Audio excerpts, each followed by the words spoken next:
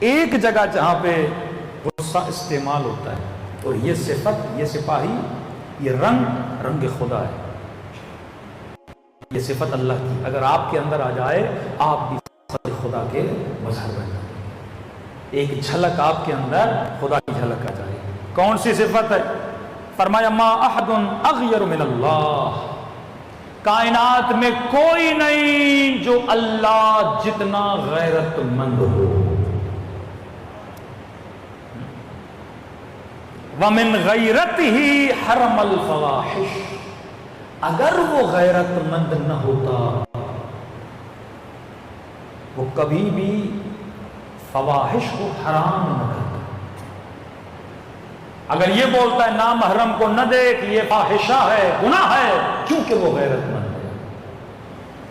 اگر وہ کہتا ہے زنا نہ کر، کیونکہ وہ غیرت مند ہے۔ اگر وہ کہتا ہے اے خاتون سر پہ چادر رکھ، بے عفتی نہ کر، بے حیائی نہ کر، کیونکہ وہ غیرت مند ہے۔ اور خدا سے زیادہ کوئی غیرت مند نہیں ہے۔ آج شیطان نے اس سپاہی غیرت کو قتل کر دیا ہے۔ ویسٹرن سوسائٹی میں غیرت ہے ہی نہیں، وہ ٹرانسفر ہوتی جا رہی ہے، غیرت ختم ہوتی جا رہی ہے۔ کہ بہن بھائی کے ساتھ نکلے، بیٹی باپ کے ساتھ نکلے، بندہ تعجب سے دیکھے کہ ایسا لباس پہنا ہوا اس خاتون اور بھائی ساتھ ہے، باپ ساتھ ہے، غیرت کی کمی ہے۔ فرمائے وہ غیرت کو ختم کرتا ہے، مطلب اس نے تیرے غصے کو کیا کیا؟ اس مقام پہ مار دیا۔ اب غیرت صرف ناموس کی غیرت نہیں ہوتی، غیرت ملی، وطن کی غیرت۔ کہ مثلا آپ کراچی والے اور لاہور والے کراچی والوں کا مذاق اڑا تو آپ کو کیا آتی ہے؟ غیرت آتی ہے۔ کوئی آپ کی زبان کا مذاق اڑائے، غیرت آتی ہے۔ کوئی باپ کا مذاق اڑائے، نسلی غیرت آتی ہے۔ گاؤں کی غیرت، زبان کی غیرت، مٹی کی غیرت، دینی غیرت۔ غیرت ایک نہیں ہے، غیرت کے اقسام ہیں۔ ہو سکتا ہے کوئی بندہ اپنے ناموس کے لیے بڑا غیرت مند ہے، پر دینی غیرت زیرو، الہی غیرت زیرو، حکم خدا کو پامال کیا جائے زیرو۔ عرب کیا غیرت مند نہیں تھے؟ عصبیت عرب آپ دیکھیں بڑے غیرت مند ہوتے تھے۔ کوئی آپ کی بیٹی کو تکلیف دینا، آپ غیرت کھاتے ہو، لیکن ایک جگہ پہ عرب کی غیرت مر گئی، اپنی بیٹیوں کو زندہ دفن کرنے لگے۔ غصہ ہی نہیں آ رہا، کوئی تمہارے بچے کو تماچا بھی مارے تمہیں غصہ آتا ہے۔ اس غیرت کو شیطان نے مار دیا، زندہ درگور کیا کرتے تھے اپنی بیٹی۔ جس طرح آج معاشرے میں آپ دیکھ رہے ہیں غیرت کو کم کیا جائے، یعنی شوہر کے چہرے پہ ذرہ برابر بھی کچھ بھی اس کے چہرے پہ احساس نہیں ہے کہ میری بیٹی کیسے کپڑے پہن رہی ہے، کس ماحول میں جا رہی ہے، بیوی نامحرم سے باتیں کر رہی ہے، غیرت نہیں آ رہی۔ اب ویسٹرن سوسائٹیز نے ویلیوز کو چینج کیا۔ غیرت کا مطلب تغییر، چینج۔ لفظ غیرت چینج سے آتا ہے۔ چینج مطلب آپ نے گرگٹ دیکھا ہے نا، وہ جس بھی کلر پہ بیٹھتا ہے رنگ اس کا کیا ہو جاتا ہے؟ چینج ہو جاتا ہے۔ غیرت کا مطلب یہ ہے کہ آپ کی زندگی میں کسی چیز کی ویلیو ہو، اور بندہ جب اس ویلیو کو ٹھیس پہنچائے تو آپ کے وجود میں تغیر پیدا ہو جائے، آپ کی کیفیت اچھی ہے، حالت نارمل ہے، آپ نارمل کیفیت میں بیٹھے ہو، اچانک آپ کی نگاہ پڑے مثلا بیٹی بد حجاب ہو گئی تو آپ کے اندر کیا پیدا ہوگا؟ تغیر پیدا ہوگا، حالت متغیر ہو جائے۔ یہ بھی فطری تقاضا ہے، یہ بھی فطری سپاہی ہے، ہر مرد کے اندر غیرت ہے۔ کہ امیر المومنین فرماتے ہیں غیرت سیکھنی ہے مرغے سے سیکھو، مرغے کی فطرت میں غیرت۔ اب ویسٹرن سوسائٹی نے غیرت کو نام دیا جیلسی کا۔ حسد اور غیرت میں سمجھو ایک بال کا فرق ہے نا۔ حسد کہتے ہیں جلنے کو، غیرت جلن نہیں ہے، ایک الگ ہی احساس ہے۔ ایک انگریز کو مجھے اتنا ٹائم لگا سمجھانے میں، اب کوئی ورڈ ہی نہیں تھا غیرت کا، ہم کیا کریں؟ انگلش میں غیرت کا کوئی ورڈ ہی نہیں ہے، وہ غیرت کی ٹرانسلیشن کس میں کرتے ہیں؟ جیلسی میں۔ حسد اور غیرت کامن ہے ان کی نگاہ میں۔ صفت حسن کو صفت رذیل بنا دیا۔ حسد صفت رذیل ہے، ہم کہتے ہیں حسد نہ کرو شیطانی سپاہی ہے، غیرت کرو الہی سپاہی ہے۔ ان کے ایک ہے، وہ غیرت کو حسد مانتے ہیں۔ اب شوہر بیوی کے ساتھ کسی پارٹی میں جا رہا ہے اور اس کی بیوی کسی نام محرم سے مل رہی ہے، اب اندر سے اس کو کیا آتی ہے؟ غیرت آتی ہے۔ فوراً اس کی بیوی کہتی ہے مجھے لگ رہا ہے تو جل رہا ہے. اب وہ کہتا ہے یہ بری صفت ہے, اس کو ختم کرتا ہے, اس سپاہی کو کیا کرتا ہے, مارتا ہے. شکر خدا ادا کرو کہ اسلام نے تجھے حقیقی فطرتوں کے اندر پیدا کیا, یہ احساس تیرے اندر پیدا ہے. سیدہ زینب جب دربار یزید میں جاتی ہیں, یزید جیسا بندہ جب اس کی بیوی اور بچے آتے ہیں یہ پردہ لگواتا ہے. اللہ کی لعنت ہو اس پر,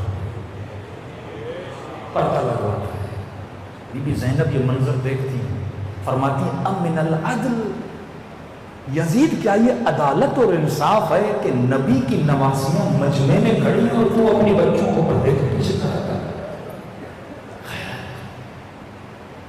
حسین بن علی گودی قتل گاہ میں, بدن پورا زخمی ہے, تیر لگے ہوئے ہیں, کسی کو نہیں بلایا امام حسین نے. مسائل میں شب عاشور صبح عاشور پڑھوں گا امام حسین, کسی کو نہیں بلایا امام حسین مدد کے لیے. لیکن کہتے ہیں ایک مرتبہ آواز بلند کی نا ظالم نے, خیموں پہ حملہ کرو. نہیں کہتا میں نے دیکھا حسین غیرت میں آ گئے اور آواز دی این این قاسم این حانی این حبیب این علی اکبر, اور کہنے لگے میں تجھے بلا رہا ہوں, مجھے کوئی آواز نہیں دے رہا. پھر کہتے ہیں اپنے لیے نہیں بلا رہا, زینب کے خیمے پہ حملہ ہو رہا ہے, قتل ہو رہے ہیں, خون بہ رہا ہے, غیرت جوش میں آئی. علی کے سر پہ ضربت لگی ہے, صحابی گلی میں لے کے جا رہے ہیں, کہا صاحب رک جاؤ, خون بہ رہا ہے علی ابن ابی طالب کے سر سے. کہا رک جاؤ مولا, پتہ نہیں کتنی دیر کے مہمان ہیں. نہیں گلی میں نہیں آؤ, میرے ضرورت کی خبر زینب نے سنی ہوگی, میں نہیں چاہتا بیٹیوں کے رونے کی آواز کوئی سنے. غیرت, یہ وہ سپاہی ہے جس کے زندہ رکھنے سے انسان کا ایمان زندہ رہتا ہے. آج معاشرے میں غیرت کو ختم کیا جا رہا ہے. کتنے واقعات ہیں, حدیث سنیے, اذا لم یغر الرجل فهو منکوس القلب. ماضی فرماتے ہیں اگر مرد میں غیرت نہ ہو اس کا دل الٹا ہے. پیالے کا تصور کیجئے, پیالے کو الٹا کیجئے, کہ جب پیالہ الٹا ہوتا ہے نا تو کیا ہوتا ہے, حیا گر جاتا ہے, عفت گر جاتی ہے, ادب گر جاتا ہے, ایمان گر جاتا ہے. کہ جس کے وجود میں غیرت نہیں اس کا دل کیا ہے, الٹا ہے. امیر المومنین کو پتا چلا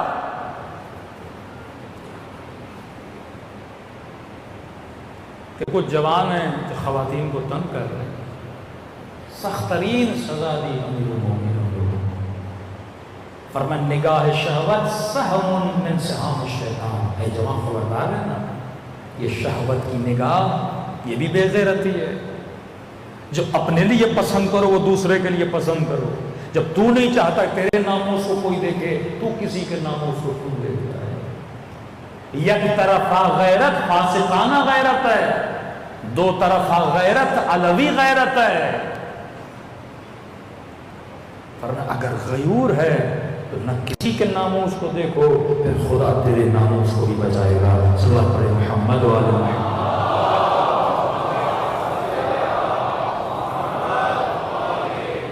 کتنی خوبصورتی سے پروردگار عالم نے قرآن میں واقعات بیان کی. حضرت یوسف کا واقعہ, حالانکہ بعض علماء فرماتے ہیں جوان بچیوں کے لیے واقعہ پڑھنا مکروہ ہے, کنواری بچیاں,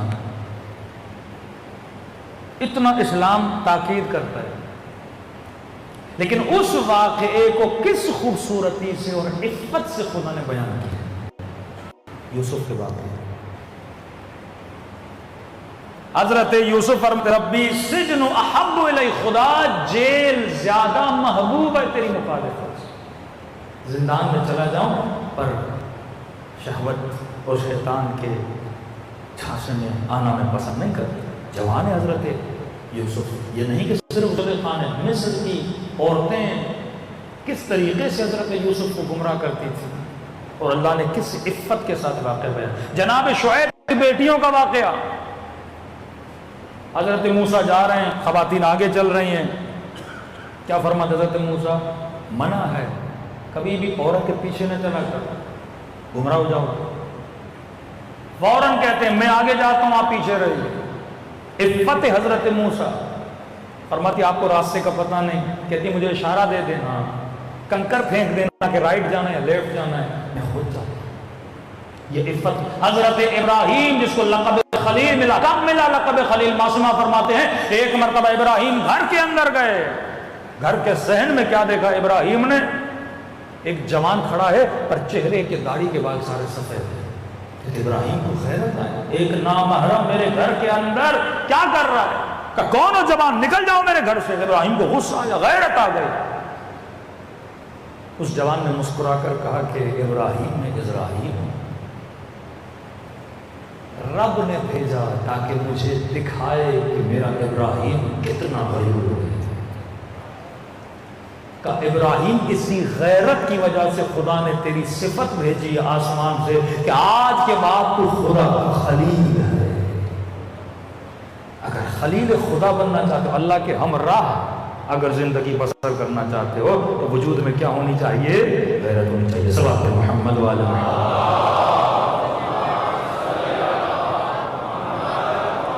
اب جوانوں کے لیے ایک نکتہ کہ جو جوان شادی کرنا چاہتے ہیں، بیوی کے اندر خصوصیات کون سی ہونی چاہیے؟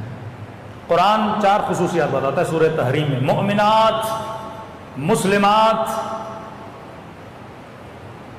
تائبات، قانتات، تائبات، عابدات، سانحات، 5 خصوصیتیں بتاتا ہے۔ مومن جب شادی کرنے جاؤ بیوی کیسی ہونی چاہیے؟ پہلی صفت مومن ہونی چاہیے، صاحب ایمان ہونی چاہیے۔ دوسری صفت مسلمات۔ اب مومن اور مسلم میں فرق ہے۔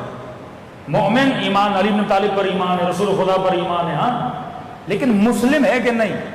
مطلب جس چیز پر ایمان ہے اسے تسلیم بھی کرتی ہے کہ نہیں؟ ایک مرتبہ ہر بندہ کہتا ہے نماز ہے بھائی نماز ہے، پر پڑھتا نہیں ہے، تسلیم نہیں کرتا۔ کہا مومنات، مومن عورتیں، مسلمات جو حکم خدا کو تسلیم بھی کریں، قانتات جن کے وجود میں خضوع بھی ہو۔ اب عورت شادی تو کر لیتی ہے، شوہر سے بے احترامی کرتی ہے، بے ادبی کرتی ہے، لڑتی ہے، نہیں، خاضع ہونا چاہیے۔ کسی مومن نے کہا مولانا کیسے پتا چلے یہ خصوصیات اس میں ہیں کہ نہیں؟ میں نے کہا آسان فارمولہ ہے، اس کی ماں کو دیکھو، جس نے اس کی تربیت کی اسے دیکھو۔ اب ایک جوان کا بیچارے نے شادی کر لی، ہمارے کہنے پر اس کی ماں کو دیکھ کر کھل کر بیوی نے بہت سارے بیچارے کو رنگ دکھائے، پریشان ہو گیا کہ مولانا ہم نے تو ماں کو دیکھ کے کی تھی۔ میں نے کہا بندے خدا، ماں کو دیکھنے کا مطلب یہ ہے کہ یہ دیکھو کس نے پالا تھا۔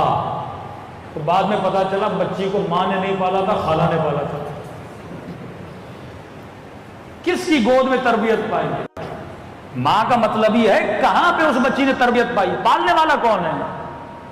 کیونکہ اس کے اندر پالنے والے کی صفات پائی جاتی ہیں۔ علی کو مصطفیٰ نے پالا تھا، مصطفیٰ کو ابو طالب نے پالا تھا۔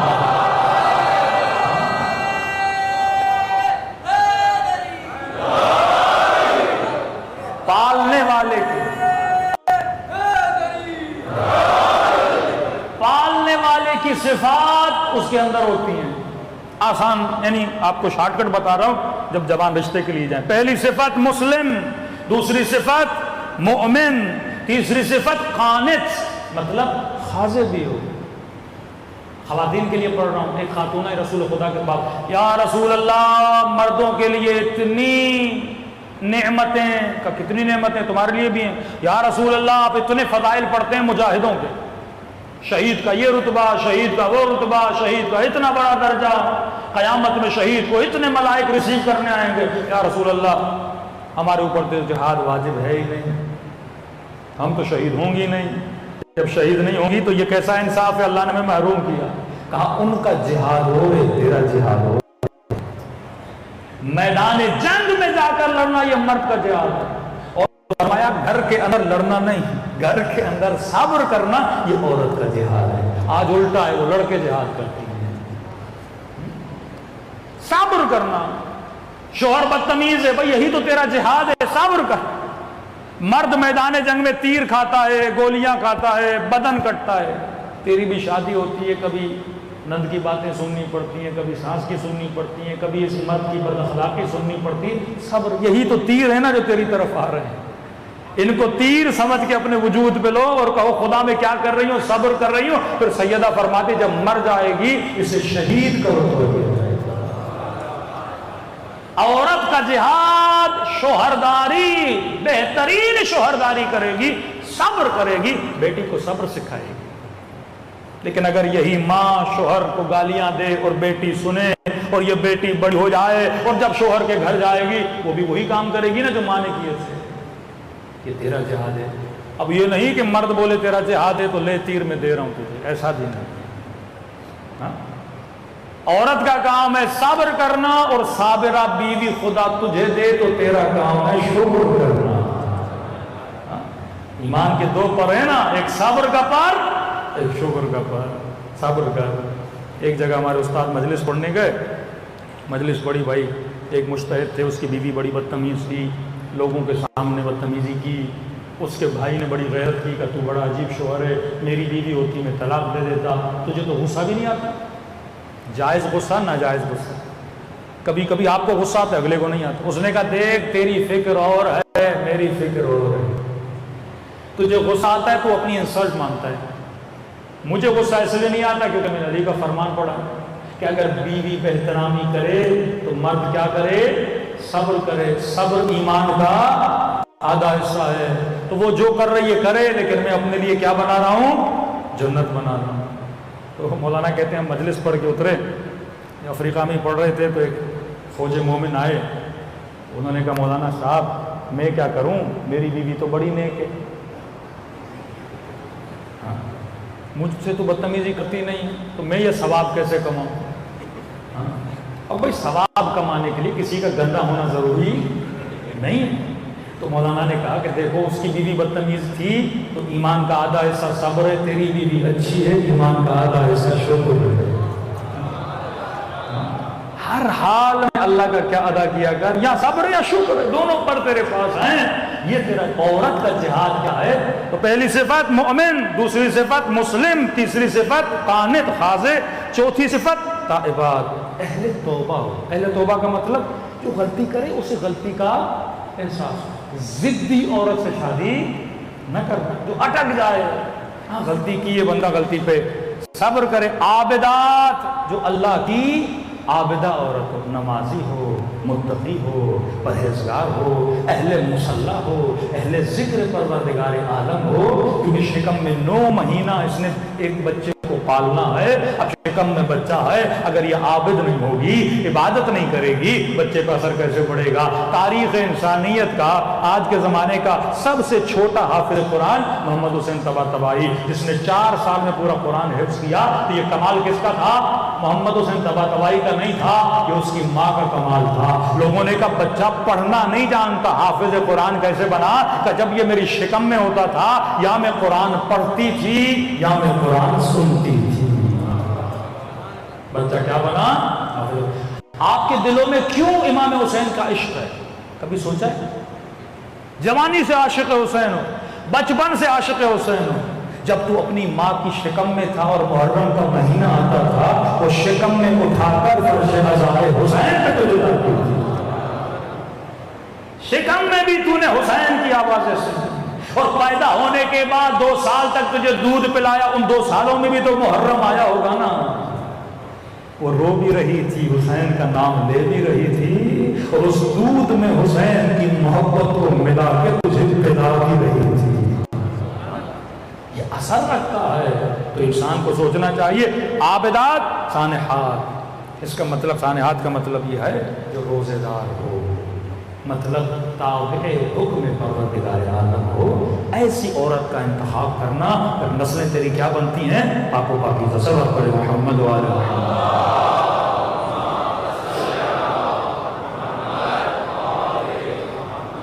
امیر مومنین فرماتے ہیں اب غیرت ختم ہونے کے، میں مختصر کر رہا ہوں، غیرت ختم ہونے کے کچھ اسباب ہیں. کون سی چیزیں انسان کی غیرت کو ختم کرتی ہیں؟ ہم نے ان سے بچنا ہے. اب یہ آتے ہیں شیطان کے سپاہی، لشکر جہل کے سپاہی، کہ میں ایسا کون سا کام کروں جس سے غیرت ختم ہو جائے. ہر چیز کا ایک سائیڈ ایفیکٹ ہوتا ہے. یہ اسلام جو حکم دیتا ہے نا، یہ حلال ہے یہ حرام ہے، ان کے سائیڈ ایفیکٹس ہیں. حلال کھاؤ گے اچھا ایفیکٹ پڑے گا، حرام کھاؤ گے برا ایفیکٹ پڑے گا. فرماتے پہلی چیز جس سے غیرت ختم ہوتی ہے، ضرب فی منزل الرجل 40 یوما البربت فلا یغار.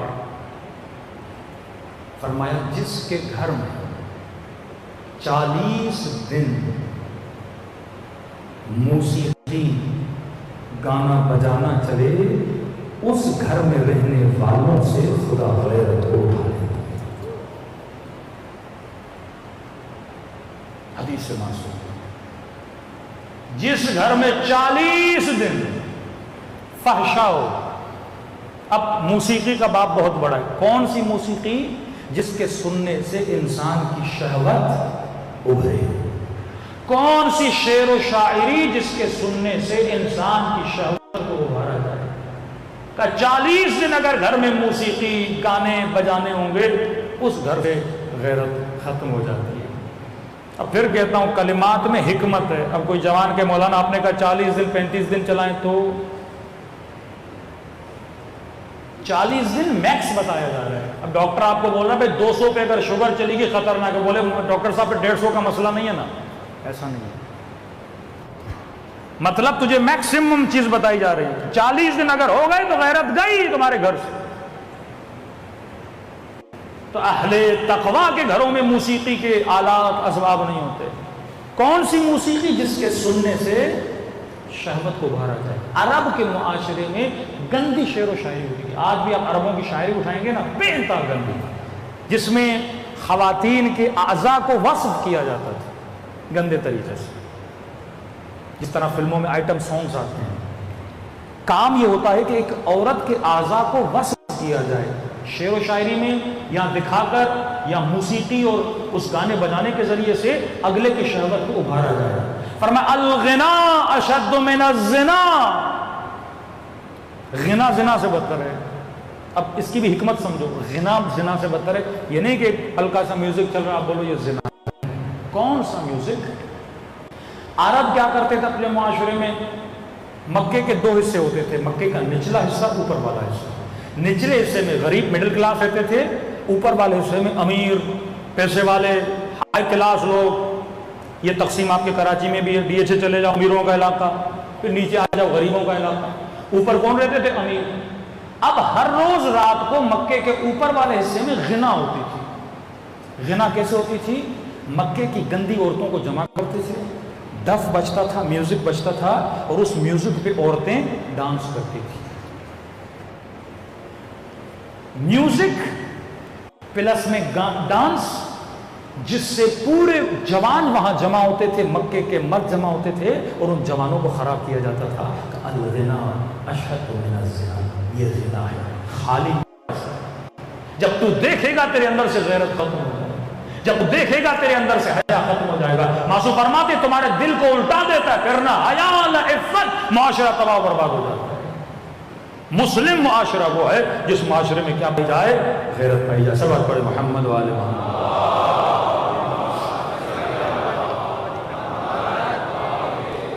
دوسری چیز معصوم فرماتے ہیں جس سے غیرت ختم ہوتی ہے، وہ ہے مکس گیدرنگ، اختلاط.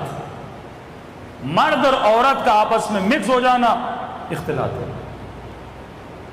امیر المومنین کی حکومت میں مولا علی کو پتا چلا کہ عورتیں سڑکوں پہ چل رہی ہیں، اور ایک باریک گلی ہے، سب کو پتا یہ گلی باریک ہے، اچانک رش ہوتی ہے، سب چلتے ہیں، مردوں کے کاندھے عورتوں کے کاندھوں سے ٹکراتے ہیں. علی کو پتا چلا غیرت اللہ کا مظہر. کبھی ایسی جگہ پہ اپنی ماؤں بہنوں کو نہ لے جایا کرو جو ایک کنجسٹڈ جگہ ہو، جہاں پہ مرد اور عورت کا کاندھا ملے. علی کو خبر پڑی. مولا فرماتے سمعت ان النسائکم یدافعن الرجال. سنا ہے کہ تمہاری عورتیں مردوں سے کاندھے ٹکراتی ہیں. لعن اللہ من لا یغار. علی فرماتے خدا کی لعنت ہو اس مرد پہ جو غیرت نہ کرے. اور یہ سنے بھی کہ تمہاری عورتیں مردوں کے ساتھ چل رہی ہیں. ایک خاتون کو یہ پتا ہونا چاہیے کہ میرا چلنا کیسا ہے. دشمن بڑے بڑوں کو گمراہ کرنے کے لیے عورتوں کو استعمال کرتا تھا. امام حسن نماز پڑھ رہے تھے, مولا حسن کے دشمن نے ایک جگہ پہ امام نماز پڑھ رہے تھے, اس نے خاتون کو بھیج دیا. اب مولا حسن نماز پڑھ رہے ہیں, یہ خاتون عشق گری کرنے لگی, اپنے وجود, ناز کہتے ہیں, اسلام کہتا ہے عورت بات بھی کرے تو اس انداز سے نہ کرے کہ مرد کو اٹریکٹ کرے. فقہ اہل بیت میں میک اپ کرنا حرام ہے اگر تو نامحرم کے سامنے جا رہی ہو, حرام ہے, حرام. مولانا تھوڑی سرخی لگا, حرام ہے بندے خدا. اب اگر میں اس پہ مجلس پڑھوں کہ سرخی کیوں لگائی جاتی ہے, اصلاً سرخی کیوں بنی, اس کے پیچھے آپ سائنس تو پڑھیں. تقدس ممبر بعض اوقات اجازت نہیں دیتا کہ میں ایسی چیزیں بتاؤں. آپ اس کی ہسٹری پڑھو کہ گالوں کی لالی اور سرخی کیوں, اس کے اوپر پوری کتاب ہے کہ جس نے یہ میک اپ بنایا تھا کیوں. مرد کو شہوت دلانے کے لیے میک اپس بنائے گئے. ایک خاص حالت میں عورت کے چہرے کی کیفیت بدل جاتی ہے, ان کیفیتوں کو ظاہر کرنے کے لیے ایسے میک اپ بنائے گئے کہ نارمل حالت میں مرد جب عورت کو دیکھے اس کے ذہن میں وہ خیال پیدا کر دیا جائے. شریعت کہتی ہے حرام ہے عورت کا نامحرم کے سامنے میک اپ کرنا. ہاں عورتیں عورتوں میں آئیں, شوہر کے سامنے خصوصی اپنی زینتوں کو اللہ کے سامنے لے کر آؤ, محارم کے سامنے لے کر آؤ.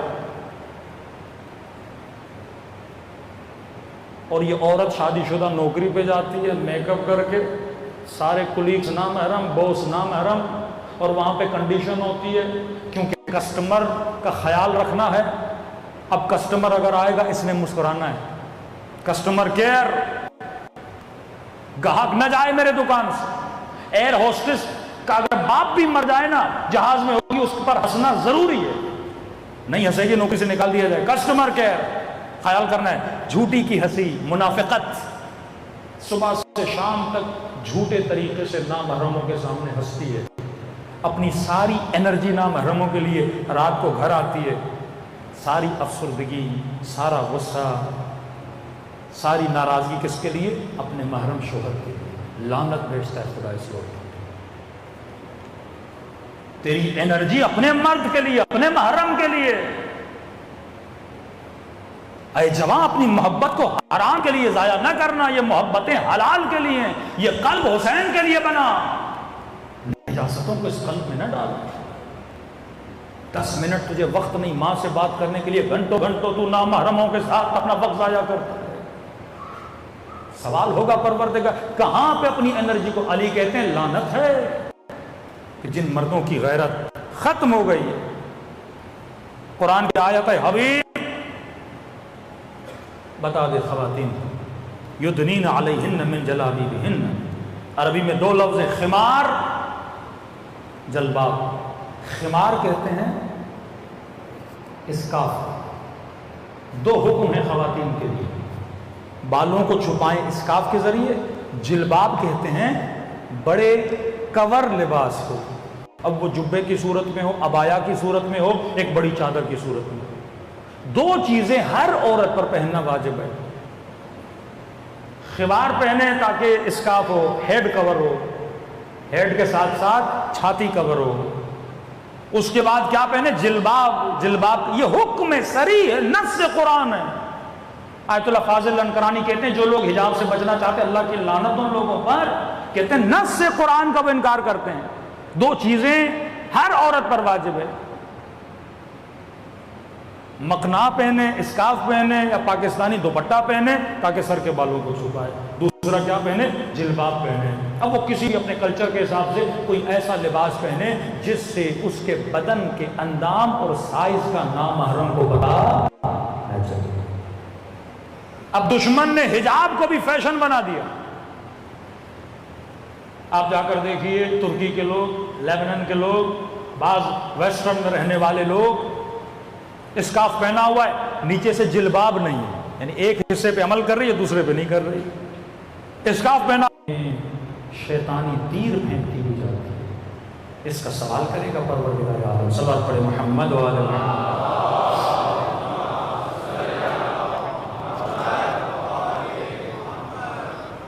تیسری چیز جو فرماتے انسان کی غیرت کو ختم کرتی ہے, معصوم فرماتے وہ نگاہ حرام ہے مردوں کے لیے, عورتوں کے لیے. اگر یہ چیزیں تیرے اندر ہیں یہ غیرت کو آہستہ آہستہ ختم کر دیں گی۔ اور میں جوان نگاہوں کو جھکائے رکھ، حدیث معصوم ہے، اگر کسی نام محرم پہ نگاہ پڑ جائے دل میں حسرت پیدا ہوتی ہے نا، کہتے فوراً نگاہوں کو جھکاؤ اور جوان یہ لفظ جاری کرو، اللہم آتنی من فضلک۔ جوان ہے، نگاہ پڑ گئی، فوراً نگاہوں کو جھکاؤ، او کہو پروردگارا اپنے فضل و کرم سے تو مجھے حلال لذت عطا کر۔ کہ جب جب یہ جملہ کہے گا خدا جنت میں تیرے لیے ایک حور بنائے گا، مردوں کے لیے نعمتیں تیرے لیے وہاں بنائے گا۔ اور یہ صرف نامحرم کسی کے مال کو دیکھو، کسی کے گھر کو دیکھو، کسی کی دولت کو دیکھو، کسی کی شہرت کو دیکھو، کسی کی عزت کو دیکھو، یہ جملہ کو اللہم آتے خود میں تجھ سے مانگتا ہوں اپنے فضل و کرم سے مجھے کیا کر عطا کر، نگاہ حرام سے بچو جس طرح حضرت یوسف بچے۔ چوتھی چیز جو انسان کی غیرت کو ختم کرتی ہے، معصوم فرماتے ہیں شراب کا پینا، نشہ غیرت ختم کرتا ہے۔ اتنی تاکید کیوں ہے کہ اسلام میں شراب حرام ہے؟ تمیز ختم ہو جاتی ہے۔ میں نے کہا عقل کا کام کیا ہے؟ بریک لگانا۔ جب بندہ نشے میں ہوتا ہے بریک فیل ہو جاتا ہے۔ میں مثال دے رہا ہوں، ایک جوان شہوت سے بھرا ہوا ہے، اس کی کسی خاتون پہ نگاہ پڑی، اندر سے شیطانی سپاہی اسے حکم دے گا گناہ کرنے کا، لیکن کیونکہ اس کی عقل ایکٹیو ہے، اسے کیا کرے گی؟ گناہ سے روک لے گی۔ لیکن یہی بندہ جب شراب کی حالت میں ہوگا، فوراً جب نگاہ پڑے گی نامحرم پہ، یہ رکے گا نہیں، فوراً کوئی جملہ بولے گا، گناہ کی دعوت دے گا۔ کیوں آج ویسٹرن سوسائٹی میں، ایک میں تحقیق پڑھ رہا تھا، ایوری 7 منٹس امریکہ میں ایک ریپ ہوتا ہے، ہر 7 منٹ۔ ایسی سوسائٹی جہاں پہ پولیس، جہاں پہ قانون، یعنی ایسا بھی نہیں کہ ایسا معاشرہ ہو جہاں پہ نوجوان اپنی شہوت اتار نہ سکے، گناہ جگہ جگہ چپے چپے پہ اویلیبل ہے۔ اس سوسائٹی میں ہر 7 منٹ پہ ایک ریپ ہو رہا ہے۔ جاپان کے ریپ کا ریشو آپ نکال کے دیکھیں، آپ پریشان ہو جائیں گے۔ کیوں؟ کیونکہ اکثر لوگ کیا کرتے ہیں؟ نشے میں، پتہ ہی نہیں ہوتا میں کیا کر رہا ہوں۔ سیٹرڈے سنڈے نائٹ شیطان ان کو شراب پلاتا ہے، اور شراب میں جب مگن ہو جاتے ہیں اس وقت کیا کرتے ہیں؟ کبھی ریپ کرتے ہیں، کبھی گناہ کرتے ہیں۔ بعض روایات میں ہے کہ خنزیر کھانے سے بھی غیرت ختم ہو جاتی ہے، اس کا فزیکل۔ اور حیوانوں میں دیکھا جائے، ایک انگریز رپورٹ لکھتا ہے کہ واقعاً تمام تر حیوانوں میں سب سے زیادہ کم غیرت اگر کوئی حیوان ہے وہ کون ہے؟ خنزیر ہے۔ اسے کبھی بھی اپنے ہم نوع پر غیرت نہیں آتی، لیکن آپ مرغے کو دیکھیں، کتے کو دیکھیں، دوسرے حیوانوں کو دیکھیں، غیرت آتی ہے۔ تو معصوم چاہتے ہیں کہ تیرا وجود صحیح سالم رہے، غیرت مند رہے۔ صلی اللہ علیہ محمد وعلی محمد۔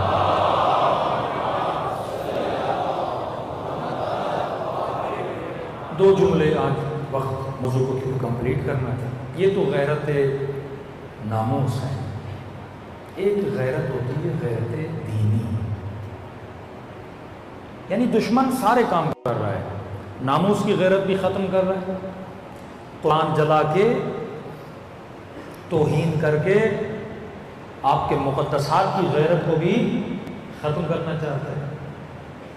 دوسرا علماء کی توہین کر کے، یہ بھی غیرت دینی ہے کہ آپ کے کسی عالم کی توہین ہو، آپ کو غیرت آئے۔ مراجع کی توہین کر کے جوانوں کے وجود سے غیرت کو ختم کرنے کی کوشش کی جائے۔ میں نے 2-3 مجالس میں پڑھا، آیت اللہ العظمی قاضی، یہ جو لباس ہے نا، امامہ ابا قبا، آغا قاضی کے بیٹے کہتے ہیں جب بابا سوتے تھے تو اپنا امامہ اتار کے اوپر رکھتے تھے، اور کبھی اپنے امامے کی طرف پاؤں کر کے نہیں سوئے۔ جب میں نے پوچھا کہ بابا امامہ آپ کا اپنا پاؤں کر کے کیوں نہیں سو رہے، کہتے ہیں امامہ ہے تو میرا لیکن نسبت حسین سے، نسبت میرے جد رسول خدا سے۔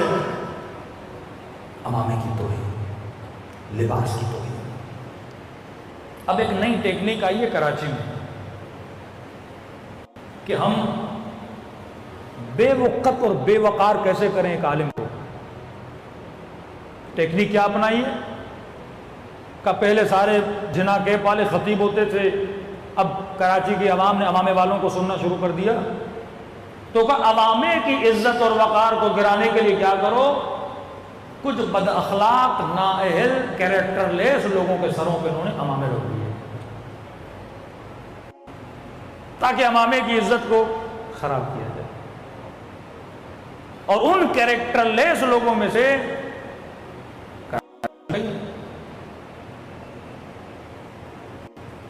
دو لوگ ٹی وی پہ اینکر تھے، دو لوگ، ایک دنیا نیوز پہ تھا، ایک سچ نیوز پہ تھا، دونوں نے تقریریں کرنا شروع کر دی، ایک نے داڑھی بڑی کی ہے، دوسرے نے بال بڑے کیے ہیں، ایک نے امامہ رکھا، ایک نے جنا کیپ رکھا، اور لباس کا مزہ، امامے کا مزہ، ابا ہے قبا ہے، یہ لباس ہے صاحب الزمان ہے، حلیے بدلنا اس لباس کے، رنگ برنگی چیزیں اس لباس پہ رکھنا تاکہ مذاق اڑایا جائے، یہ بھی ایک طریقہ ہے امامے کے مذاق اڑانے کا، کہ آپ ایک بندر کے سر پہ امامہ رکھو، مذاق بندر کا نہیں، مذاق امامے کا ہے، ایک نااہل بندے کے سر پہ امامہ رکھا ہے۔ پھر رسول کی حدیث یاد آتی، آخری زمانہ آئے گا کہ ممبر پہ بندر بیٹھیں گے، ناچیں گے، اچھلیں گے، کودیں گے اور لوگ مزہ لیں گے۔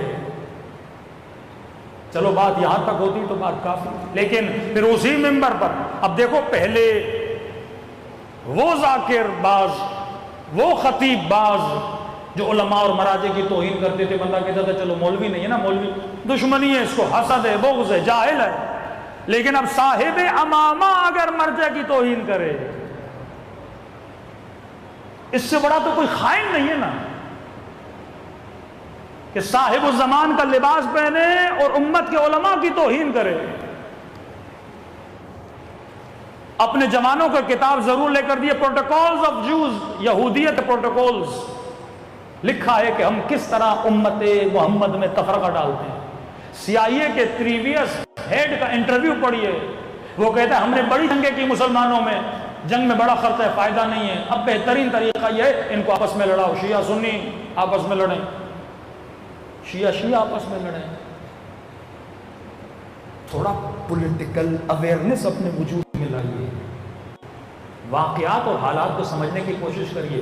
عراق کے شیعہ، لبنان کے شیعہ، آذربائیجان کے شیعہ، ایران کے شیعہ، پانچویں پاکستان کے شیعہ، انڈیا کے شیعہ، 6 ملک، ان 6 ملکوں میں کسی بھی ملک میں شیعوں میں اتنا جھگڑا اور تفرقہ اور دھڑا بندی نہیں ہے جتنی پاکستان میں، کسی ملک میں نہیں، ایک عجب معاملہ ہے پاکستان کا، کیونکہ انقلاب اسلامی کے بعد سب سے زیادہ پروکسیز یہاں بنی، ڈالر کا زور، ریال کا زور، جتنا ہو سکے دھڑا بندی کرو، کہیں ایسا نہ ہو کہ شیعہ مضبوط ہو جائے۔ اب اس کو توڑنے کے لیے کیا کرو؟ علماء کو بدنام کرو، نام خراب کرو۔ اب معاملہ لباس میں ہے، مولویوں کا لباس پہنا کر عالم کو بدنام کرو۔ ان کی نجی محفلوں میں آپ جائیں گے، زبان سے گالی کے علاوہ کوئی لفظ نہیں نکلتا، ان کی نجی زندگی آپ دیکھیں گے تو یہ غیرت دینی ہونی چاہیے۔ خمینی مدرسے فیضیہ میں کہنے لگے، اے اہل قوم تمہاری غیرت کو کیا ہوا ہے؟ امامہ پہن کر دین کی توہین کی جا رہی ہے، کہ اور کچھ نہیں کر سکتے، ان کے سروں سے امامے کیوں نہیں اتارتے؟ یہ لباس ابی عبداللہ الحسین ہے، یہ لباس امام زمانہ ہے۔ ایسے لوگ یہاں بن رہے ہیں اور اہل ولایت دیکھ رہے ہیں، یہ بھی غیرت کی کمی ہے، دینی غیرت سے کم ہو جائے۔ اور وہن عالم، وہن مذہب، مولا فرماتے ہیں ہر گناہ کی معافی ہے، توہین مذہب کی معافی نہیں ہے۔ توہین مذہب کا صرف یہ مطلب نہیں کوئی علم کی توہین کرے، کعبۃ اللہ کی توہین کرے، شعائر اللہ کا مطلب ہر وہ چیز جو معاشرے میں اللہ کے نام کو بلند کرے۔ علم کو دیکھ کر عباس یاد آتے ہیں، زری کو دیکھ کر حسین یاد آتے ہیں۔ یہ وہ شعائر ہیں جو سانس نہیں لیتے لیکن زندہ شعائر اللہ علماء ہیں۔ حدیث العلماء ورثۃ الانبیاء، غیبت امام کے بعد اگر اللہ کی نگاہ میں کسی کی قدر و قیمت ہے علماء ہیں۔ وہ شیعوں کی طاقت مرجعیت ہے، واللہ اگر مرجعیت نہ ہو شیعوں کا وجود ہی نہیں۔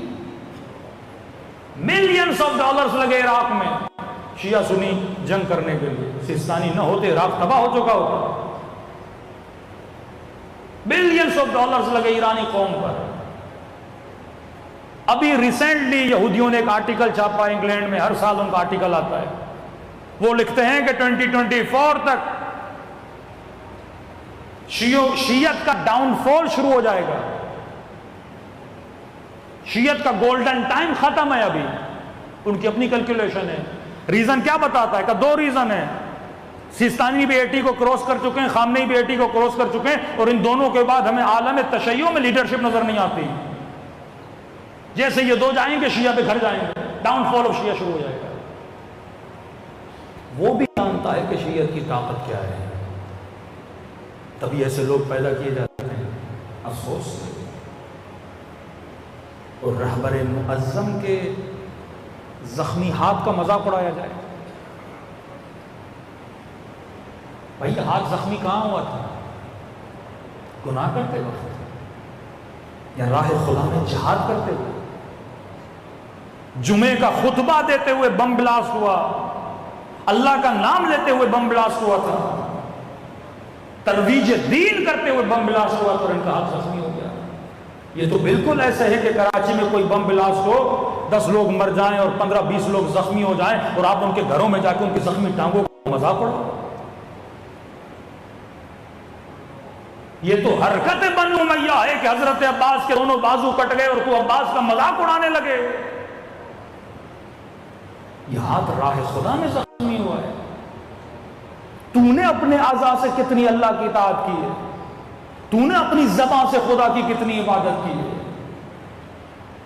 خدا وہ اعضاء جو راہ خدا میں قربانی دیتے ہیں روز ان پر رحمتوں کو نازل کرتا ہے، اور وہ اعضاء جو اللہ کی نافرمانی کرتے ہیں روز علی اور آل علی کی ان پہ لعنت ہوتی ہے۔